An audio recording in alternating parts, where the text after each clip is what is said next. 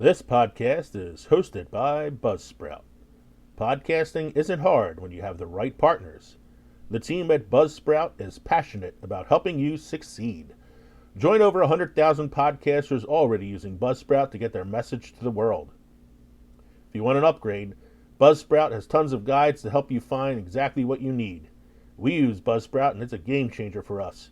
An all new analytics system helps us track who's listening to our show and where they're listening to it. If you'd like to use Buzzsprout as well, follow the link in our show notes to buzzsprout.com. And while you're there, let them know that Films and Fermentation sent you.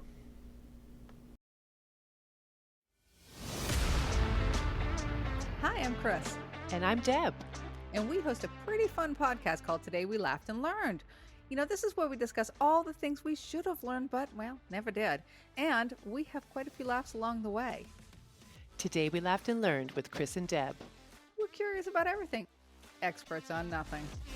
Come find us wherever you get your podcasts.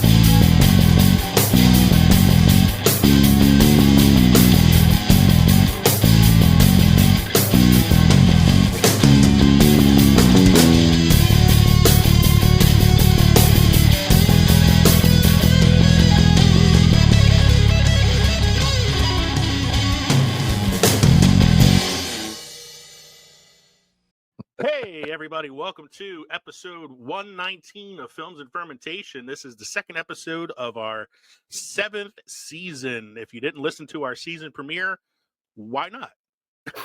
What the hell's wrong with you? What's wrong with is you? wrong with you? But at least you're here for the second episode of our 7th season, episode 119.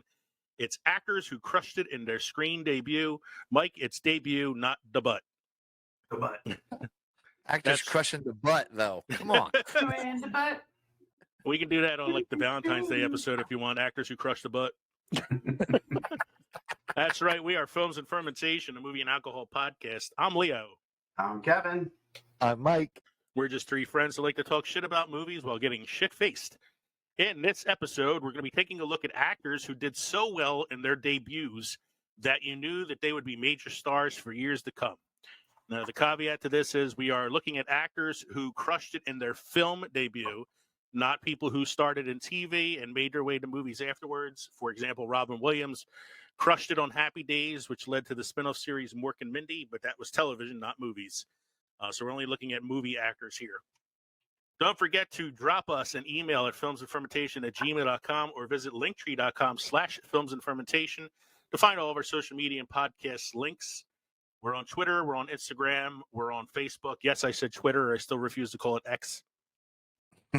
You can support us on Patreon, or you can buy our merch at teespring.com.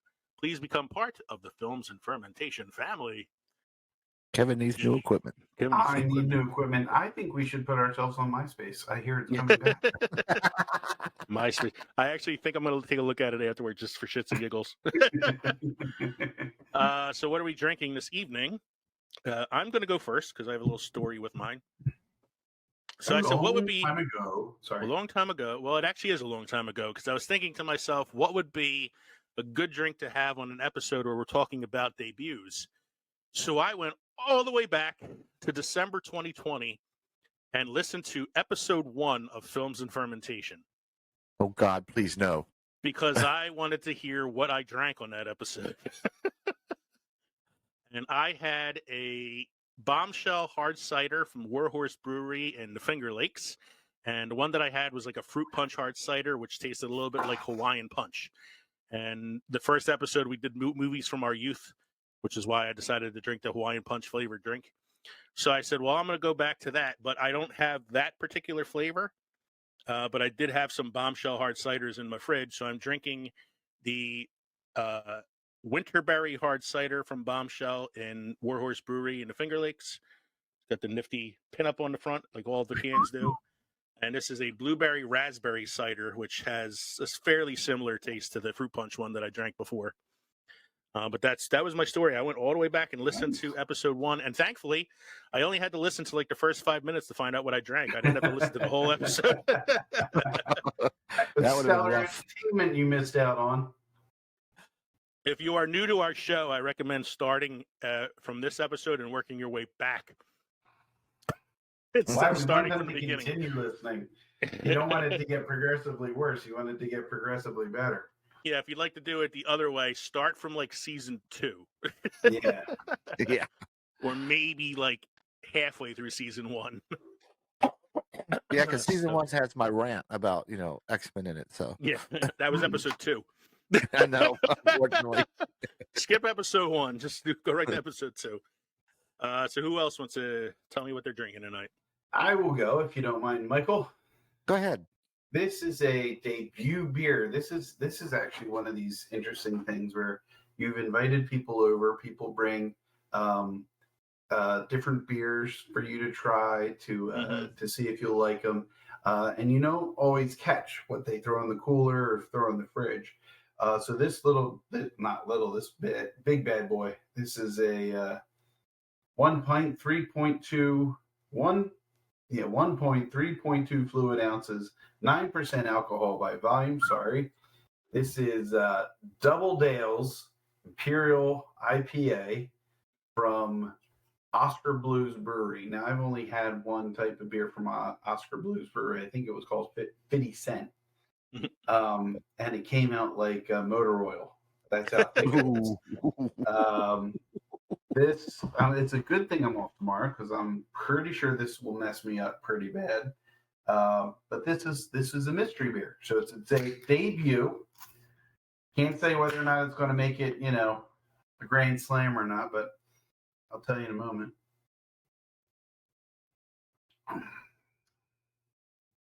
It's an IPA. It's an IPA. It's an IPA. Michael, what you got going on? So I went with something that I know crushed it in its debut, at least with us. Yeah. Anybody that's tried it, except for Adrian, of course, because you know how she is, has loved this whiskey from Old Smoky. Mhm. It is the strawberry lemonade Nice. on the rocks. Strawberry lemonade's awesome. I love the strawberry lemonade. I almost killed that bottle you got me recently. It's like I only got like a little bit left of it. Mike, anything special happened this week? This week in film history. In 1946, Foghorn Leghorn, Warner Brothers cartoon character created by Robert McKism and Warren Foster, Looney Tunes and Merry Melody series, first debuted in Walkie Talkie Hockey. I say, that's a long time ago. Come here, boy. What do you think you're doing with that thing? I'm a chicken Was hawk. that the one with the chicken hawk? He's a That's chicken the one hawk. with the little Chicken baby hawk. chicken hawk. Yep. I think that's what walkie-talkie hockey's referring to. Yeah. I like Foghorn Leghorn. He was one of my favorites. Mm-hmm. I keep my feathers numbered just in case of emergencies. I said, there's something wrong. There's something wrong at that point, right in the head. What else we got, Mike? In 2009, the Walt Disney Company announced it will acquire Marvel Entertainment for $4.24 billion. $1 billion. And since that $4.24 billion acquisition, they've made enough to power a small third world country. Mm-hmm. Yeah, I think that acquisition paid for itself already. Yeah, right. Even with the money they're losing now with their recent stock, they still made out pretty well. What else we got? In 2012, Argo, directed by Ben Affleck and starring Ben Affleck, Bryan Cranston, and John Goodman, premieres at the Telluride Film Festival. It got Best Picture in 2013. I like that movie. I don't remember Bryan Cranston's character, but I do remember Alan Alda being in it, and I liked his small part. I don't remember. I think Cranston might have been one of like the the Hollywood guys, One of not the- not the one, Not not one one of the hostages. hostages. Yeah, Okay. I remember it being an okay film. I don't know if it was deserving of Best Picture that year. It was entertaining. As with most things based on a true story, not exactly a true story. Mm. I mean, they changed a few things for the sake of making it dramatic and such. Speaking of Shawshank, the warden's in this film. He's in everything. Yeah. So yeah, it won the Oscar for Best Picture that year, and I'm just looking to see like who it beat out, because I'm pretty sure there was another film that year that I thought deserved it more. Of course, now it's not loading up because the internet hates me tonight. Internet hates you. Internet hates me. Let's see. Don't hate him. Don't hate him. There we go. Argo was the winner, beating out. Oh, this is one of the years where they had 10 pictures. Oh, Jesus. It beat out Beasts of the Southern Wild, Les Miserables, Lincoln, Zero Dark 30, Amour, Django Unchained, Life of Pi, and Silver Linings Playbook. Yeah, I don't think it deserved to win Best Picture. You went through the list, and I had 5 that were already. I mean, this was a good movie, but there were 5 that were better, in my opinion. I think it might have benefited from like voting being scattered around the field. Mm-hmm. Like I thought, Zero Dark 30 and Lincoln probably were 2 stronger choices that year. Yeah, Life of Pi was good. Life of Pi was pretty good. I like Les Miserables. I don't think it was deserving of Best Picture, but I'm glad it got nominated. Mm-hmm. And what's the last one you got there, Mike? In 2018, A Star is Born film remake directed by and starring Bradley Cooper and Lady Gaga premieres at the Venice Film Festival. Pretty good adaptation of a movie that was already adapted like 4 or 5 times beforehand. Yes, it's got to be remade every so many years. It's, every 10 years like in it's the got to be contract. remade. Depressing as all hell. Probably only have to watch it once. God knows if you haven't seen the movie, you at least heard the song "Shallows." Shallow. A million times. Shallows. In the You shallows. can't do that with a song just to make it work. What? Add extra syllables to a word that's only 2? Shallow. In the shallows. That's the teacher in you. If you were a music teacher, you'd say that was fine. It's artistic license. Mike, do you have a must-try beer craft destination for us this evening? Craft Destination Delaware. Dogfish Head Craft Brewing Company. This not to be missed craft destination has 3 alehouse locations: Gaithersburg, Maryland, Miami, Florida, and Falls Church and Fairfax, Virginia. In addition to the company headquarters in Milton, they also have a brew pub and seafood restaurant in Rehoboth Beach, Delaware, plus an inn at Lou's. Beers with unusual ingredients, think muscat grapes, honey, and saffron. Strong beers and distilled spirits of all kinds are offered from this unconventional brewery, now merged with Boston Beer Company. Okay. I like Dogfish Head's like one of those kind of like hit or miss breweries for me, I think. Mm-hmm. Yeah.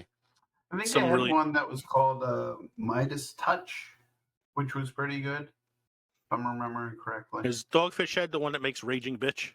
Yes. Yeah, I think I've had that one. I've had a few from them, like that. Some I like, some I didn't. As with most breweries. Mm-hmm. Mm-hmm. So that takes us to synopsis according to Glip. Synopsis according to Glip is brought to you by Newsly. Newsly.me is an all-in-one audio super app for iOS and Android that'll read the news to you in a natural human voice. Stop scrolling. Start listening. Go to Newsly.me today and use the promo code ANDFERMENT to get your first month premium subscription for free. So, Glip, our recording program, has once again given us its synopsis of the previous week's episode. Last week was our 7th season premiere. We did one of our favorite topics, films that time forgot. I talked about The Day the Earth Stood Still. Mike talked about Legend, the 1985 film with Tom Cruise, and not the better film with Tom Hardy. And Kevin talked about The Adventures of Baron Munchausen. This is what Glip had to say about that episode. The speakers discussed late 18th century fantastical experiences, informal trilogies with director Terry Gilliam, Oscars for women, films and iconic lines.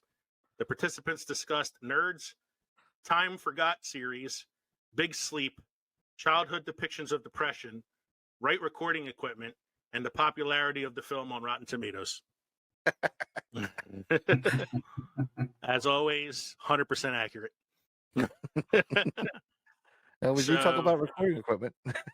I mean, it again, it's like on the surface, it seems kind of weird, but at the underneath it all, it kind of got some things out of it.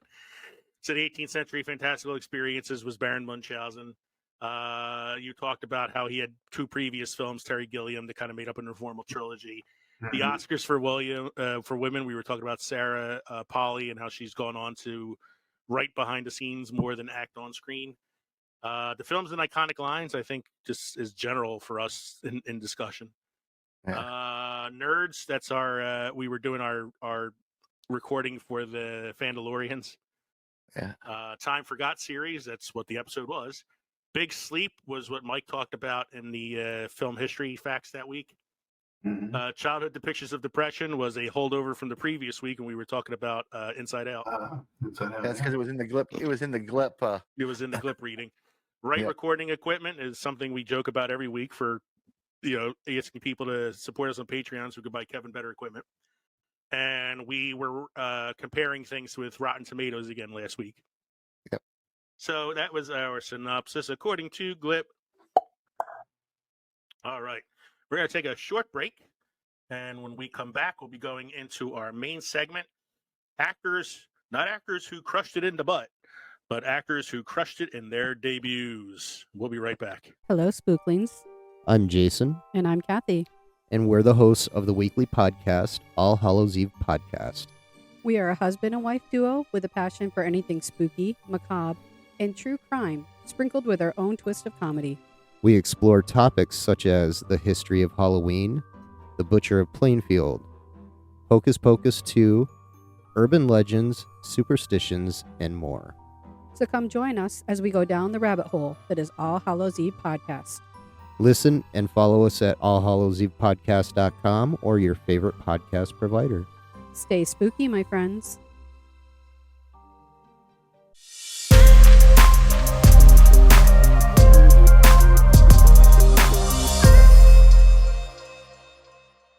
Hey movie lovers, it's Jackson here from the Back to the Blockbuster podcast. If you've ever wanted to hear an amateur cinephile and an industry professional chat about film and television, then look no further, because every week my co-host Gaius and I, we bring you the latest industry news, break down the most recent trailers, try to beat the box office with our weekly predictions, and dive into our favorite movies on their anniversaries.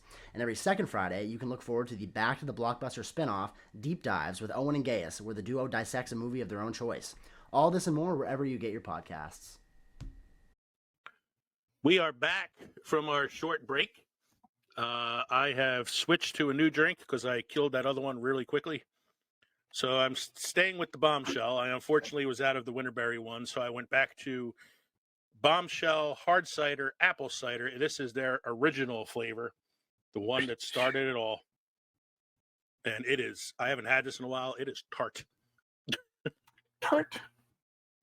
Quite tart, especially when you come from something fruity like the other one I drank. So our main segment tonight is actors crushing it in their debut films. So we're going to look at some actors who not only made an impression in the first movie that they were in, but they went on to have stellar careers afterwards. So we're going to look at the actor, tell you which film was their debut film, and why we thought they crushed it in that debut. And we can talk a little bit about some of the other movies that they've been in their career. And then for the hell of it, I also threw together a list of actors who disappeared after their film debut. So I thought it'd be kind of fun. So the first one I have on my list, one of the first ones that pops in my head all the time when I think about actors who crushed it in their debut is Natalie Portman. Her very first film was The Professional. Yep. Also known as Leon the Professional. in which he plays a young girl whose family is killed by a corrupt cop who is working in the drug trade. The corrupt cop is played by Gary Oldman in one of his way more over-the-top roles. And she seeks shelter with a professional hitman, played by French actor Jean Reno, who takes her under his wing and teaches her how to be tougher and protects her from these cops and all that stuff. And I put down the reason that she crushed it is because she is magnificent in this film. Like, for a 13-year-old kid in a movie as adult and intense as this is, she holds her own with all the other actors in the film. And I said she almost steals the movie, because for me, Gary Oldman stole the movie because he's so batshit crazy in it. But Gary she Oldman does steals almost every movie he's in. So. Yeah, but this is a particularly over the top. Like, you want to see a comparison of Gary Oldman roles? Watch him play the cop in this film, and then watch him play Gordon in The Dark Knight. And it is two completely separate roles.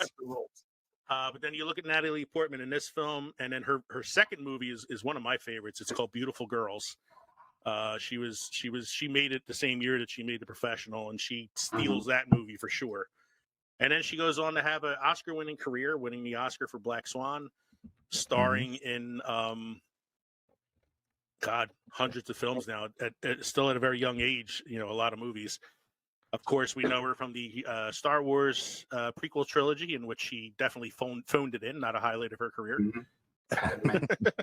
That's bad. Well, I mean, she phoned it. She phoned in the script that George Lucas gave her. You know, something tells me it wasn't her who was just like, Of course, younger audiences might recognize her now as Jane Foster in the Thor films. Always an incredible actress, gorgeous actress. Even some of the films that are not my favorite films, she does a great job in. So I can't say that Natalie Portman did not crush it in her debut. Nope. She also crushes it on SNL when she does her rap song segments. I really liked her in Garden State. That was one of my favorite favorite characters that she did. That's a Zach Braff film. But it's it's an indie film, so it doesn't get a lot of play. I remember, like, after she did The Professional and Beautiful Girl, she got thrown into a bunch of really saccharine sort of schmaltzy stories for a while. And then she did the Star Wars films, and that kind of brought her back into the limelight. And from Didn't there, she have one that she did that was a little more risque. Yeah, she did one with Clive Owen where she played a stripper. Yeah, Closer. Yeah. That was that was around the time that she did the Star Wars films, I think. Right. And V for Vendetta. Closer came out in 2000. Yeah. V for Vendetta is a great movie, and she's awesome in it. Yeah. That's a good one. I forgot about V for Vendetta. Yeah, I should probably have IMDb up here so we can look at some film roles for different people. Second one on my list, I think, is one that nobody will argue with me was not a screen debut that killed, both literally and figuratively. Alan Rickman as Hans Gruber in Die Hard. Yippee-ki-yay, motherfucker. Like when he's on the phone with the cops and he's telling them to let all these different people out of prison, and he's like, the Brothers of the New Dawn, and the one terrorist guy's like, I read about them in Time magazine. He was awesome in that film, and it's crazy too because he was like in his 40s, I think, when he got his first late start. He's like Samuel L. Jackson, and I'm not saying his debut was great, but he didn't really start the acting until he was in his 40s. Same thing with Morgan Freeman. Morgan Freeman was on Electric Factory in the 70s, a few TV shows. Didn't have his first major movie role till the mid 80s. He was about 40 years old as well. So see, there's still time. Still time for the three of us to become major movie stars. But Alan Rickman stole every movie he was ever in too. There's another one that steals all his movies. Well, Alan Rickman is because he has such a particular cadence to the way he talks and a voice that's so recognizable. I mean, that's why he kills it. Hello, and Alan Rickman. This yeah, is Alan Alan Rickman Rickman. reminding you to pick up the rice. Like even when he does the caterpillar in the Alice in Wonderland films, not great movies, but his voice work Mhm. is phenomenal, and it's like you know that caterpillar is Alan Rickman. Mhm. You mean like the robot? Yeah, like Marvin in Marvin. Hitchhiker's Guide to the Galaxy.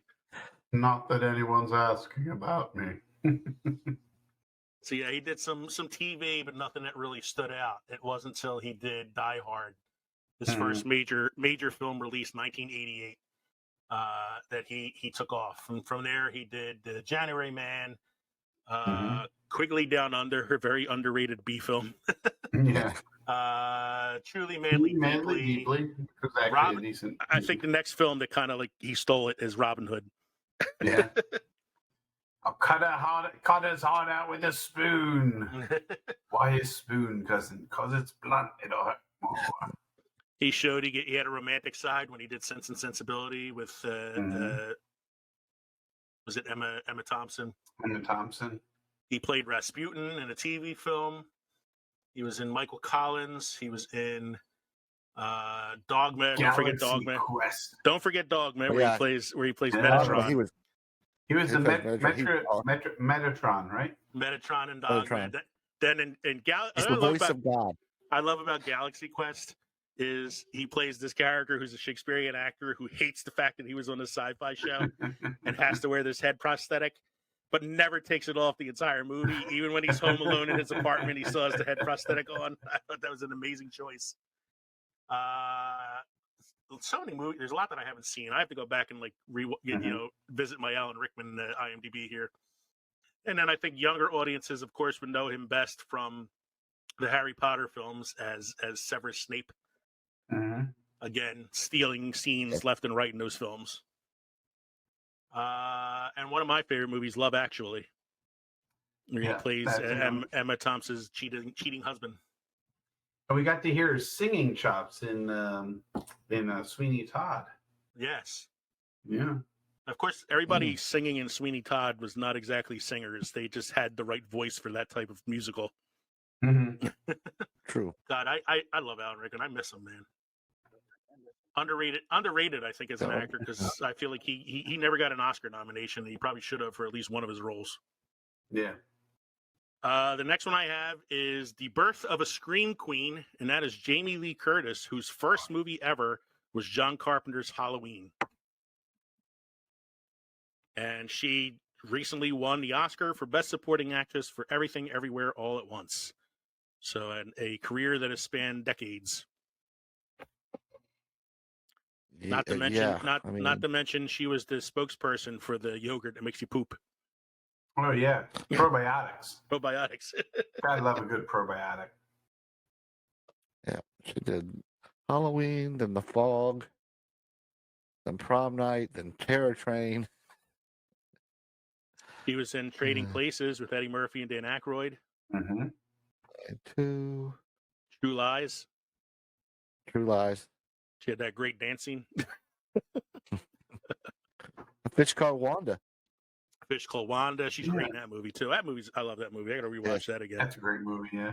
Yeah. Blue Steel was an underrated movie, I think. Mm-hmm.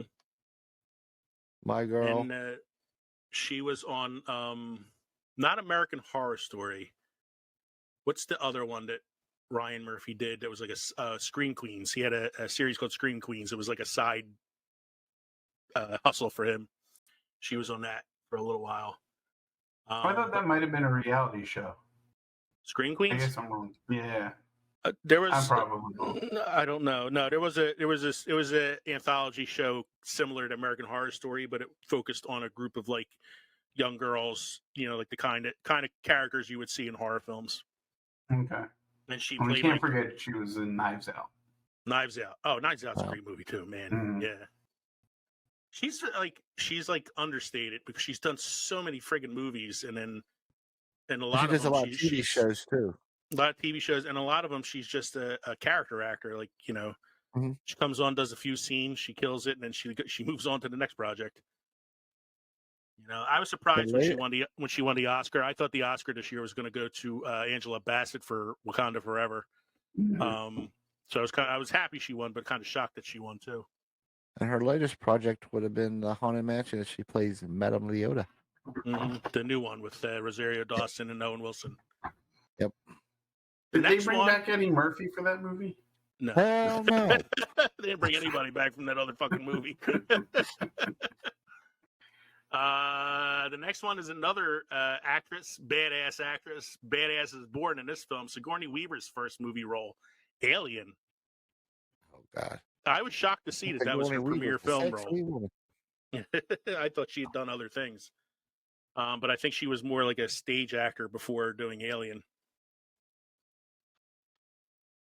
But I mean, she goes from Alien, she does Aliens in the 80s, Ghostbusters 2, Galaxy Quest with Alan Rickman.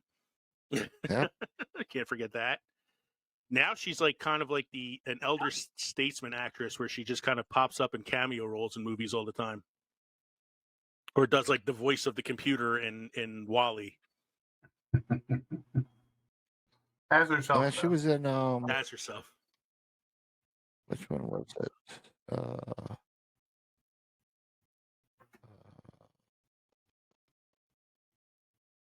She was in the It's in the Defenders radio right now. for Marvel. Mm-hmm. She has a cameo in Ghostbusters Afterlife. Mm-hmm. I like her in Dave. Do you guys remember Oh, Dave? Dave. Dave is a great movie. Yeah, with Dave's Kevin a Kline. fantastic movie. Yeah. It's a fun movie. Mm-hmm. It's as feel good a movie about a man playing a man who dies anyway as could be. Yeah. But he's a president, and you know, you see how he's being puppeted. She She's did an a bunch of. Avatar. She's an Avatar. She did the Alien, other Alien sequels that really aren't worth mentioning. Mm-hmm. Yeah. The Village. The Village. Oh, she was in one of my favorite horror films, Cabin in the Woods. Again, it's another walk-on cameo role where she only has a few lines, but it's like a great part. What else? I'm looking. WALL-E. She's the voice of the computer. Finding Dory. Finding Dory. Sigourney Weaver's voice. Oh, she's That's the voice of Sigourney the. Weaver's She's the voice. She's the voice of the theme park. Yeah. Of the water park. Yeah. That's what I mean. Like she's becoming like the female Morgan Freeman. Mm-hmm. Just lending her voice to everything. She did a couple. She's the voice of the ship in Futurama. The TV show Futurama. You ever see Heartbreakers with Jennifer Love Hewitt and Sigourney Weaver? Not a great movie. Oh yes. I did. They're con women. Mm-hmm. That was one of my. That was got like Ray Liotta in it. the start of my Jennifer Love Hewitt crush in the '90s. What else was she in? So many things here, man. Chappie, not a great movie. Yeah, there's Dave. I said Working Girl with Harrison Ford. Yeah. Yeah, Harrison Ford and He was in Melanie Griffith. Melanie Griffith. Yeah, she was in Gorillas in the Mist. Yes. She played Diane Fossey, the woman who studied gorillas in Africa. Man, I mean, I'm looking at like some major films in her IMDb, but yeah, like crazy that Alien was the first one. She was in Pepsi. Have a Pepsi day. Yeah, she was a Pepsi model. Whatever that means. Yeah, no idea. I cheated a little bit with this one because I said I wasn't doing TV shows. Eddie Murphy got his start on SNL and not in like a particular like a TV sitcom or anything like that. But his comic legacy begins with his first film, which is 48 Hours, which led to a lot of his the stand-up specials that crushed right after that, with Beverly Hills Cop coming right after that. Right. He kind of owned the 80s, Eddie Murphy. Mm-hmm. Oh yeah. See, Beverly Hills the Cop, Golden Beverly Hills Child. Cop 2. Is that the right You don't name? mention He 3. did The Golden Child. Right. He did Coming to America. Not a great movie. Beverly Hills Cops 2. Going to America. I actually like people shit on The Golden Child all the time. I actually like that movie. Not a great film, but I like it. Mulan, Shrek. How could you forget the Donk? or Look at Mushu. me. I'm The great- sexy. Now, She one of called the me movies I Noble love him in, Steed. Great and powerful Mushu. the one of the movies I love him in is Harlem Heat or Harlem Nights. Harlem Nights is a good movie. Yeah, it's kind of underrated comedy. He shot off my pinky toe. And then he did a Haunted Mansion, and it all went downhill. I don't know if that's where it went downhill, but you know, I mean, Dr. he did have Doolittle didn't help anything. He did the second one definitely didn't do anything. I think it was also he started doing a lot of like crappy sequels to movies that did well. So like he did a Nutty Professor, which was pretty funny, True. and then he does the Clumps right after that. Right. Like he did Bowfinger. Dr. Doolittle. Dr. Doolittle was okay, but it was it was successful enough that they did a sequel. Bowfinger is actually a pretty good movie, and pretty funny movie, with Steve Martin. He did have an Oscar nom late in his career for Dreamgirls, Yes. for Best Supporting Actor, but he's kind of like disappeared again since then. Because then he turned around to Norbert. Yeah, and did a couple Netflix movies recently, but that's about it. A lot of the stuff he comes back and does the donkey's voice and stuff. Yeah, After that, I mean, there's been 87 Shrek films, so One of my favorite movies of his is Bowfinger. Mhm. I think it's good. It's underappreciated. underappreciated. It's another film where he plays multiple roles. Mm-hmm. Steve Martin's good in that film. Mm-hmm. The next one on my list is Anna Paquin, whose first film was The Piano. And at the time, she was the youngest ever Oscar winner, winning Best Supporting Actress for that film. She was like 11 or 12 at the time. She then went on to be in the X-Men films, playing Rogue, and a long stint on the TV series True Blood, Mm-hmm. and still makes appearances in TV and films today. I liked her when she was still younger. I liked her in the movie called Fly Away Home. Is that the one with the birds? The geese, The geese, yeah. The geese that they raise and they need to kind of teach how to fly south or migrate. So that I think was like kind of right after she won the Oscar, because it's always like a thing like the kid wins an Oscar and then they kind of just start throwing him in any movie they could throw him in. Yeah, it was 3 years after The Piano. So like Piano was her first film. She wins the Oscar, kind of surprisingly too. Then she was in Jane Eyre, Fly Away Home. Mm-hmm. She was in Amistad, She's All That with Freddie Prinze Jr. Walk on the Moon, X-Men in 2000. She was in Almost Famous. I forgot that. Yeah. She was one of the groupies. Roadies, yeah. Yeah, that's a great Finding movie. Forrester. Finding Forrester, that's a pretty good movie. Mm-hmm. Darkness, which was her first stint in horror films. Then the X-Men 2, Squid and the Whale, Joan of Arc, X-Men The Last Stand. This is a good film if you've never seen it. 2007, Trick or Treat. It's a horror film, but it's like an anthology. It's like 4 or 5 different stories that all take place in this little town, but are all kind of thread together by one general theme. And she plays a woman going to a Halloween party dressed as Little Red Riding Hood, and you find out she and all her friends are actually werewolves. Oh, Jesus. It's pretty good. It's called Trick or Treat. Then she started in True Blood. She was in one of the Scream sequels. And then has kind of been in and out of various films and TV shows for the last decade or so. Her last major role was she was in The Irishman with De Niro and Pesci and Pacino. Yeah. TV show called The Affair. And her last acting role, she has a movie coming out this year called True Spirit. Yeah. So. Coming out, I think it already came out. Yeah, I'm not sure. Next one I have is Ed Norton. Starred his first film role was in the film Primal Fear, and he received the first of 2 supporting acting Oscars for his role in this movie. Great twist ending. Great twist ending. If you've never seen this film, have either of you guys seen Primal Fear? Oh yeah. Oh man, great twist ending. Great fucking twist ending. The twist ending all has to do with his character, and he does an amazing job. I think his career has been hurt a little bit from his reputation that he has of being like difficult to work with. Taking especially over the movie. taking over the movie, like rewriting scripts and things like that. But I don't take it away from his ability as an actor because I do think he's a great actor. I liked him in Primal Fear. He was great in Birdman with Michael Keaton. Fight Club. Fight Club, of course.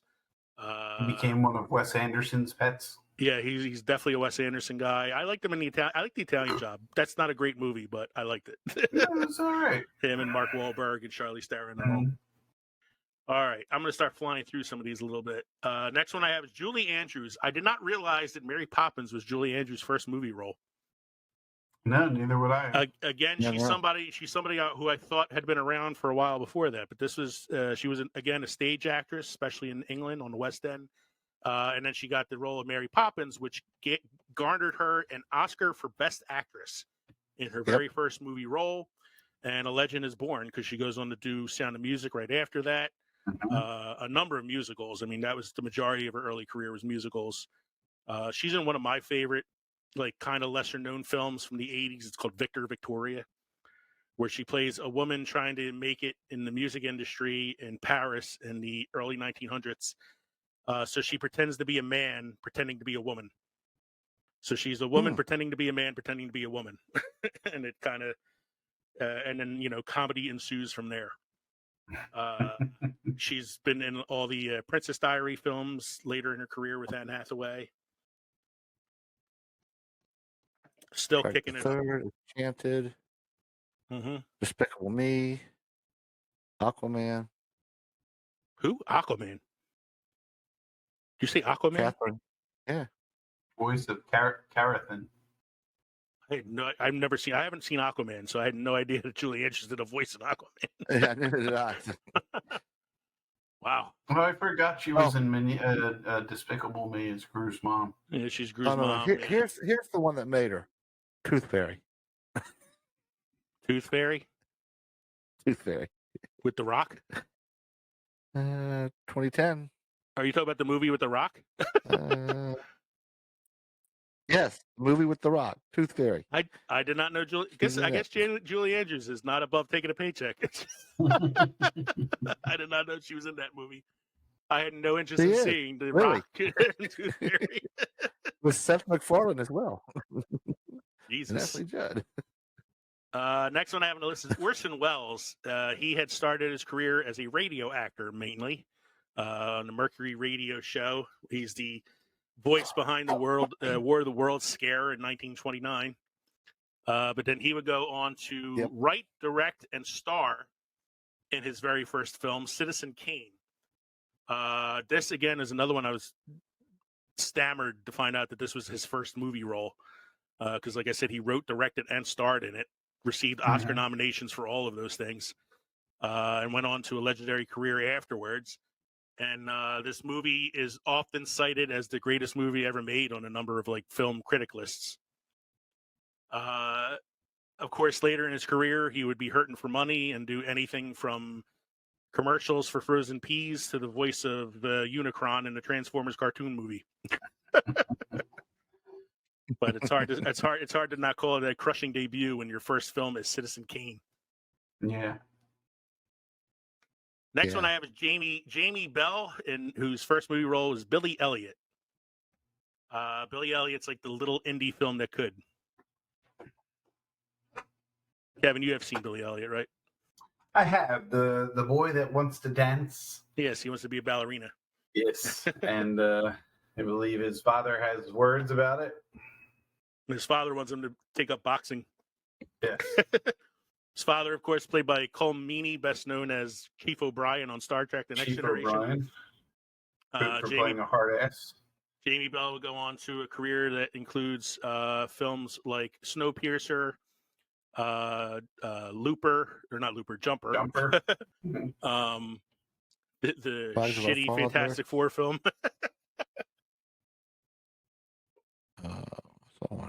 Rocket Man. Mm-hmm. Yeah, Billy Elliot though. That's a movie I haven't seen in a while. It's a really good film. Haley Steinfeld, who received a supporting actress nomination for her first film, the reboot of True Grit. Typically, I always say I'm not a big fan of reboots, but the True Grit reboot is really, really good. It's really that good. was Coen Brothers, wasn't it? It was Jeff Bridges played Rooster Cogburn, and it was directed by the Coen brothers, I believe. That's what I thought. Yeah. Yeah. What am I doing? And she's great in it. Mm-hmm. It's amazing in it. Has a very funny role from Matt Damon in the film. Yeah. But yeah, as far as like remakes go, this is a really good remake and a good debut for her. She would go on to do a couple of the Pitch Perfect films. Yep. A very The Edge of 17. The Edge of 17, great funny, movie. Funny movie. Very underrated comedy. She's on the Hawkeye series on Disney Plus now. Mm-hmm. As Kate Bishop. So she's still young, still has a hell of a career ahead of her. Yeah. She took on the role of Charlie in Bumblebee, Transformers, which hopefully will not kill her career. Well, that was actually no. I think she survived. Got Gwen Stacy in the Spider-Verse movies. Mm-hmm. She's the voice of Spider-Gwen. Yeah. Keeping in line with John Wayne, John Wayne's first film was Stagecoach. Mike, need I say more about John Wayne? The only thing you should say is his last movie, The Shootist, wasn't great, but it, I believe, had the movie debut for one Richie Cunningham. Yeah, for Ron Howard. Ron Howard. The Shootist might not have been that great, but it was better than Genghis Khan. True. Not as good as True Grit. Not as good as The Man Who Shot Liberty Valance. Rooster Cogburn. Not as good as like Rio Grande. Not as good as The Searchers. But Definitely definitely better. Tie Yellow Ribbon. Definitely better than Genghis Khan. She wore a yellow ribbon. She wore She wore yellow ribbon. Yeah. That was part of the trilogy that the unofficial trilogy of Fort Apache. She wore a yellow ribbon in Rio Grande. Mm-hmm. That And was he John would win. Ford. He would win the Oscar, of course, for Rooster Cogburn and True Grit. Yep. Anya Taylor-Joy, she's everywhere now, but got her start in the movie The Witch, whereas it looks on the movie poster, The Vivitch. The Vivitch would go on to garner her a role in Split, the M. Night Shyamalan film that brought him back to the scene. And then from there, she just exploded. She was like everything. She was in the New Mutants film. She was in what's the one she did recently? The Queen's Gambit. The Queen's Gambit series on Netflix. The film she did with Matt Smith and Soho. Last Night in Soho. One Night in Soho. That was a good movie too. That was pretty interesting. The Menu, which I can't stop talking about. I love that fucking movie. And don't forget Princess Peach. And the voice of Princess Peach in the Mario Brothers film. She was also in one with what's her name from not Red Dragon. Why am I House of the Dragon? Oh God, hold on. Thoroughbreds. I watched that about a month ago, 2 months ago. Very good movie. Okay, I'll have to check that one out. Yeah. I don't know. Did you guys watch the New Mutants? Mm-hmm. I have not She watched plays it. magic. It's worth a watch. Like I thought it was good for not being a MCU movie. Okay. Mm-hmm. And she is killer as Ileana. Well, she's And pretty they killer. still She's pretty tap killer dance and everything. around. So They still tap danced around the whole Mr. Sinister thing, you know? They Like did, and they also stole the dragon from Kitty Pryde. So all right, this is not going to turn into an X-Men episode again. why not? We've talked about a couple X-Men already. Yeah. From the X-Men to the not so X-Men, Robert Duvall. Great actor. One of the My greatest God, actors of I'll all watch time. anything he's in. Started in To Kill a Mockingbird as Boo Radley, a role that was a non-speaking role for him. But a role where he kind of stole the scenes anyway that he was in because of his look and his facial expressions and manners and everything. So he went from a non-speaking role to being pretty much Hollywood royalty. You know, he's an Oscar winner himself. He's been in The Godfather 1 and 2. He's in one of my favorite He bad still looks the films. same as he did when he first starred. Yeah, he's got a very gruff Full appearance. He is in one of my favorite bad movies that I love to watch, Gone in 60 Seconds, with Nick Cage, Kevin's favorite Oh actor. yeah. What was that? Robert Duvall. What's that? You see, I liked him, and it was a movie, and this is a movie my mother liked, but I mean, watching it, I liked it too. It's called something Lions, Secondhand Lions. Secondhand Lions. Yeah, that was He him. was And, him and Michael Caine, Michael Caine and Haley Joel Osment. and Haley Joel Osment. Mm-hmm. I should have put Haley Joel Osment on this list. Although his career really hasn't, done much since then. So I really liked him in it was a TV miniseries called Lonesome Dove. Was it Lonesome Dove, right? Yeah. Yeah. Mm-hmm. He was in. I'm looking at some recent things that he was in. He wasn't in too many recent films that I've seen. I think he's kind of retired, like informally from acting recently. His last one was in 2022. The last major one I remember him in was The Judge, which was with Robert Downey Jr. Yeah. He was in Crazy Heart, The Road, He was in which is Phenomenon. Yeah, Phenomenon. 4 Christmases. Yeah. Secondhand Lions. That's the one you were talking about. That's the one I really liked it, and my mom was like, "You should check this out," and I did. It was I could appreciate it. It's not a Academy Award winner, but it was very good. He was in Deep Impact. He was the astronaut, and they were sending to try to publicity stunt. Yeah. Yeah. And he is an Oscar winner for the film. I think it was Tender Mercies was the name of the film. I'm trying to bring it up, but of course it's going really slow. He has an Oscar win for Tender Mercies, Best Actor in a Leading Role. That was in 1984. Next one I got here is Tatum O'Neal, who starred in the film Paper Moon. She won the Oscar for Supporting Actress at 9 years old. At the time, she was the youngest actor to win an Oscar. And what's notable about that is she stole the film from her father and co-star Ryan O'Neal, who wrote and starred in the film as a vehicle for himself, casting his daughter. And then she steals the film, and it became a point of contention between the two of them for like the rest of their lives. But I'm going to move. Oh, Tatum O'Neal went on to be in the Bad News Bears after that, too. Yeah. Saoirse Ronan, one of my favorites, started her career in the film Atonement with Keira Knightley and James McAvoy. But has since gone on to be an actress who can hold a movie on her own now, too, like Lady Bird. I said, I'll watch a whole movie of her just drinking a cup of tea.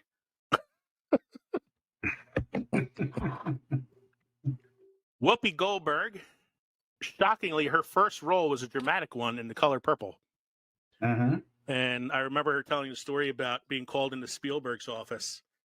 And she says, he wants to offer her a role in this film that he's doing, The Color Purple. And she's like, I'm a comedian, right? Not a dramatic actress. And he was sure that she could play the role. But for her audition, he had her do part of her stand-up act in his office for him. And she landed the role, and she got an Oscar nomination for it. That led me to Lupita Nyong'o, who was in 12 Years a Slave and won the Oscar for Best Supporting Actress for her first film role. She would go on to star in a number of other films, particularly the Jordan Peele films, Us and Nope. And she is the voice of Maz Kanata in the new Star Wars series. Which I think that character should have had a larger role, or a larger part. I think it was meant to have a larger role, but then when you got all the shit going on between Rian Johnson and J.J. Abrams and all the retcons and rewrites, it kind of got put to the side. But it was definitely supposed to have, because she was supposed to explain at some point where she got Luke's lightsaber from. Right, exactly. Next, I have Kirsten Dunst. Her first film role was The Interview with a Vampire, where she shares a screen kiss with Brad Pitt at 12 years old.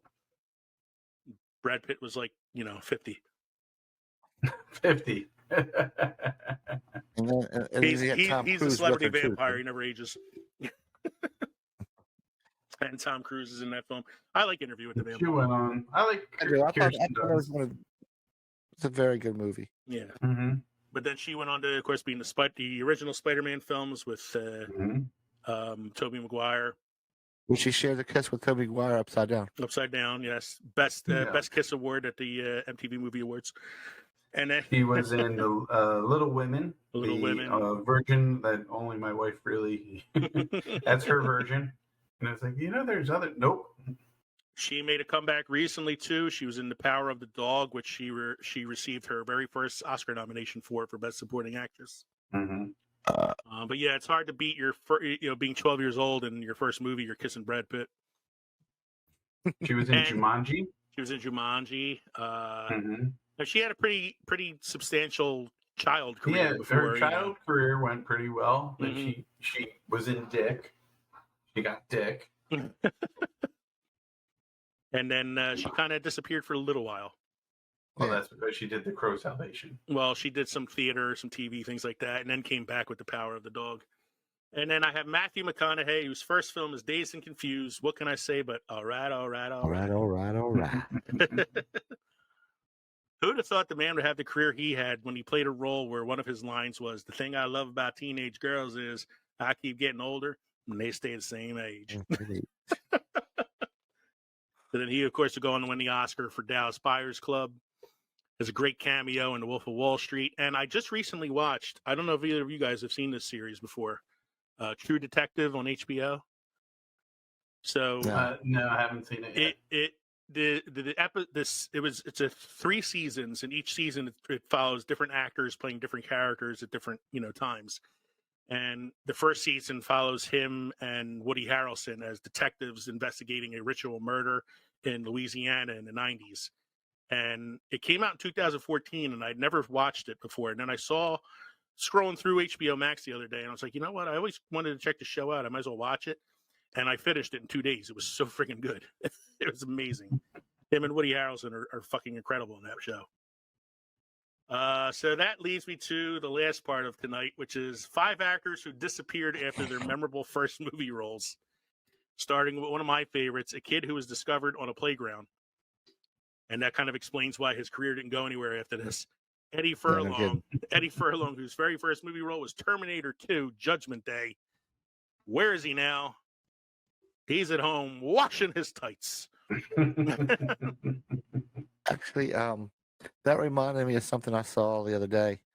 It was posted on the 29th that on August 29th at 2-something in the morning, Skynet became aware. Yeah, I know, year. right? I saw something like that earlier today, that it was like recently. So we are in the age of Terminator now, guys. Well, we are in the age of AI, so I'm guessing they may just, didn't account for daylight savings because it's happening. Yes. Hey, he's still doing things, Eddie Furlong. I didn't know that, but he's still making movies. Nothing that I've heard of, but he's there. I'm looking at his IMDb, and most of the movies are somewhere between 3 and 4 stars out of 10. So, I threw this one on here from Mike George Lazenby, who was James Bond in Her Majesty's Secret Service, one and done as James Bond. That's what happens when you get a man whose career was as a male model and try to make him James Bond. Yeah. Peter Ostrom played Charlie in the original Willy Wonka and the Chocolate Factory with Gene Wilder. He gave up acting afterwards and became a veterinarian later in life. Wow. He's taking care of the Oompa Loompas. Yeah, he's actually a farm veterinarian. He takes care of farm animals. Zach Gallagher from Gremlins 1 and 2, that's about it. That's about it. I couldn't tell you any other movie that Zach Gallagher was in aside from Gremlins 1 and 2. And even looking at his IMDb, I don't know any of the other movies that he was in besides Gremlins 1 and 2. And then lastly, Jake Lloyd, who played young Anakin in The Phantom Menace. Unfortunately, the kid was bullied out of Hollywood by the fanboys. That's a shame. It's a shame. I mean, I don't blame the kid. I blame the fact that Lucas had to cast somebody who was unknown because that's like his thing. And the dialogue wasn't great. The kid didn't have a lot of experience as an actor. Right. Yeah, Jar Jar fucking Binks. And I feel bad. Like the kid got so much flack from Star Wars fans that eventually he was like, "Fuck it, I'm done." Mhm. So There was a meme on about how the fans were yelling at you ruined Star Wars, and like the guy comes back. I think it's Vader. No, you ruined yeah, fucking you Star ruined Star Wars. Wars, not us. Not us. So Mike, do you have any beer trivia or history or anything for us this evening? Got some beer history.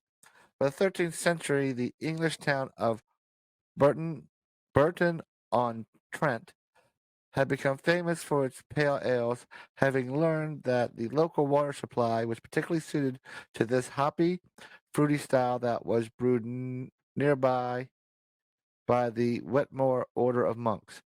Burton on the Trent would go on to become the foremost producer of a style most people are familiar with today, the IPA. Boo. Boo. Boo. So I was still drinking my IPA. yeah, how are our drinks this evening, gentlemen? It's an IPA. I can't say. It's still smashing the butt. I was going to say Mike's not going to complain about his because I wouldn't complain about what he's drinking because I like it too, and I can't complain about what I had because again, it's one of my favorite breweries, one of my favorite hard ciders, Warhorse Brewery in the Finger Lakes at Lake Seneca, and it's their bombshell hard cider. I had the apple cider tonight, and I had the blueberry raspberry cider called Winterberry.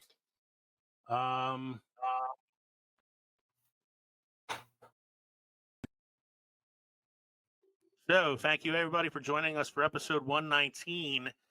Actors who crushed it in the butt. I'm sorry, I meant to say crushed it in their film debuts. We hope you enjoyed listening to this podcast as much as we enjoyed recording it for you. Don't forget, you can email us at filmsandfermentation@gmail.com or find all of our social media and podcast links at linktree.com/filmsandfermentation. We have our own official website as well. It's filmsandfermentation.weebly.com. That's films, the word and fermentation altogether, .weebly.com. You can also support us on Patreon or buy our merch at teespring.com.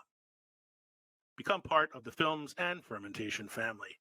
Don't forget to stop by the crossroads between pickled and fermented next week as we present episode 120. 120 episodes. That's going to be our Labor Day special. Mostly because we're recording it the week of Labor Day. And what we're going to look at on that episode is we're going to take a look at some of the best blue-collar performances in cinema. I'm Leo. I'm Kevin. I'm Mike. Thank you again for joining us, everybody. Cheers. Cheers.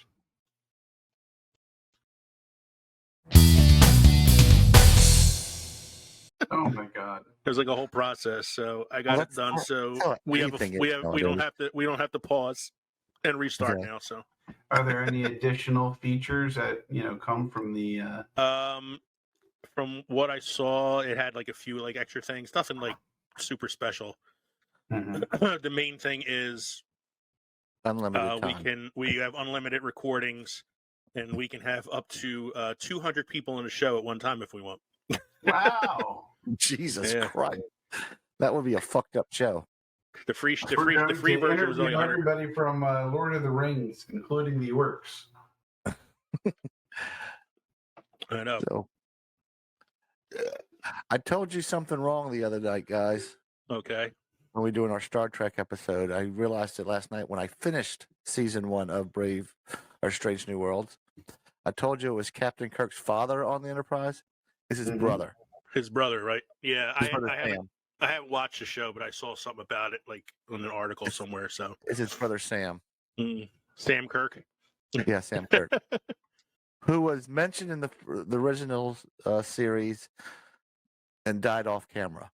Never made it on camera. Poor he never made it on camera. Samwise Kirkish. Samwise Kirk.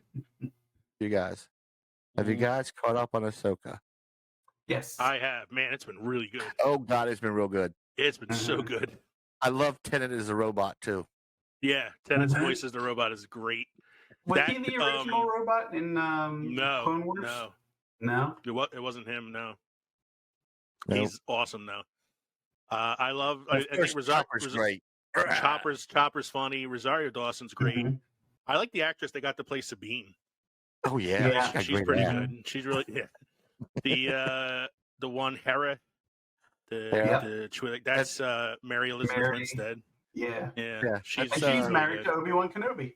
Yes, she is. Yeah, she's There was married to a Ewan McGregor. post. I was going to say that there was a post showing him, Ewan McGregor as Obi-Wan, her as Ahsoka, says his wife. No, his wife is Hera. Miss Hera. Yeah. I don't know if it was his niece or somebody else played something in Obi-Wan. And his uncle. His uncle's Wedge Antilles. Is Wedge Antilles. The actor So Wedge that's right. Antilles. That's his uncle. So Yeah. actually, Star Wars is a story of the McGregor clan fucking up the universe. Yeah, right. He had a great scene in that episode where she's meeting with the senators on the hologram. And she says to the one senator, "Were you ever in the war, senator?" And he's like, "No." She's like, "So you were just waiting to see who the winning side was, so you can." Or she said, "Waiting to see who won, so you can pick a side." I was like, "Damn." Won, yeah.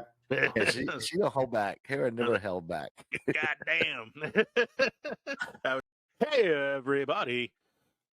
Welcome to. Wait, hold on. Let me make sure we're recording. Yeah, it says recording. We've been recording for 17 we're minutes. recording. Okay, yeah. I turned it on. As soon as I paid the bill, I turned it on. Names have been slightly changed to protect the innocent.